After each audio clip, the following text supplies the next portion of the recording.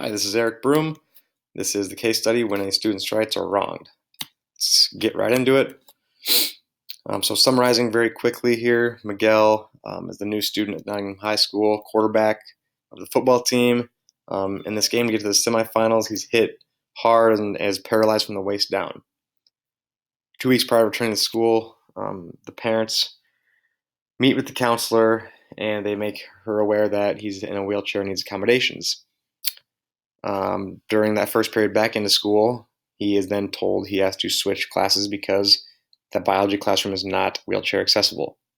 That following day, Miguel's parents, along with an attorney, meet with me, the principal, to discuss the rights and services needed. So, reporting the legal and ethical issues, the school really should have reached out right away to ESE and AEA and all these teams and communicated right away to figure out what to do. Miguel's been harmed emotionally, and the school failed to uphold the regulations of the ADA, so all classrooms have to be wheelchair accessible. The school is being discriminatory by failing to adhere to these regulations by the ADA. And at this point, there needs to be a lot of discussion about why there's not wheelchair accessibility and what needs to be done. Synthesizing the situation in one sentence here.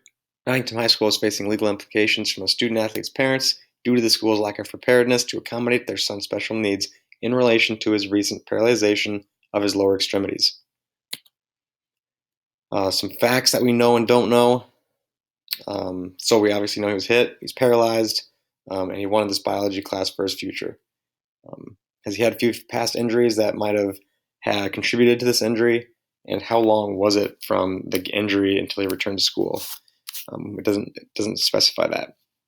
And then the family, we know they were there. We know they met with Miss Guzman. 2 weeks later, they're informed that their son's being moved, and now they meet with me and bring the attorney. We don't know if they think it was a vicious hit. So would they come at that family or that student thinking that it was malicious? Do they have a good relationship with the school and me? It sounds like we have a good relationship with most of the community, so I'm guessing they do, but it doesn't say. And are they trying to pursue legal action or get money out of this? Ms. Guzman, she is one of the biggest issues, I would say, in this. She met with the family. She gave him the news that he was switching classes. She was the one who was told that he needed classroom accessibility, but we do not know how much time there was between the game and that first meeting. Did the physician and Ms. Guzman communicate at all? Did she relay any information to anybody? Did she talk to me? Did she document anything? So we really don't know what she has communicated out. And then myself, we don't really know much about me. We just know that I presented that trophy and I met with the parents that afternoon. But we don't know when I was made aware of this hit or if I was at the game. Did I have any idea that we need to make accommodations?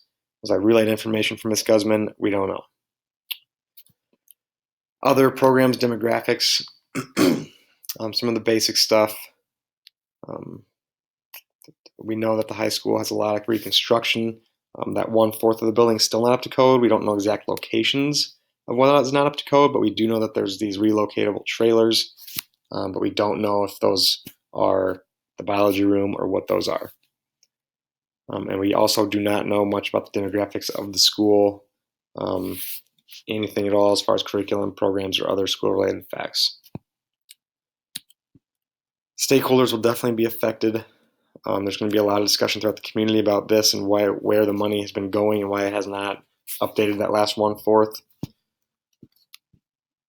Miguel's family and relatives will be probably the most affected here, and those others listed. To my knowledge, in the case, relevant stakeholders have not been consulted, and there's a lot of missing information. So basically, I need to communicate with a lot of people. I need to have a lot of meetings and communication to get stuff figured out here. I do not have enough facts from this case right here to make a well-informed, effective decision, but I'll do my best. So first, like I just said, a lot of communication has to happen before we look at our options. Option 1 is do nothing, be reactive. We're not going to do that. Second, make immediate accommodations for the biology room, begin renovations to finish. Third, add Miguel to the biology course in the following semester. Fourth, does a neighboring school offer this class that we can transport him to? And 5, offer the biology class in another classroom environment. Consequences, we obviously have a legal case and possibly losing money. We're going to lose a lot of trust possibly with the community and the staff, the students, the board members, and possible reprimands to Ms. Guzman, myself, maybe Dr. Harvey, and school board. Evaluating our pros and cons. 1, it's a negative, we're not going to do nothing. 2, seems like a decent idea. It gets things going really fast. What does family think this is a good option? 3, adding Miguel to the next semester course, I think is a good idea, but is it offered? Will accommodations be available by then? So there's some things that need to go right there. I don't think this number 4 is a good option. I don't want to transport Miguel to another placement. That just, I don't like that idea. I don't think his family would either. Do we have resources to offer the biology class in another space? Again, we don't know, but that would take a lot to happen. We have to move students, and a lot would have to happen there.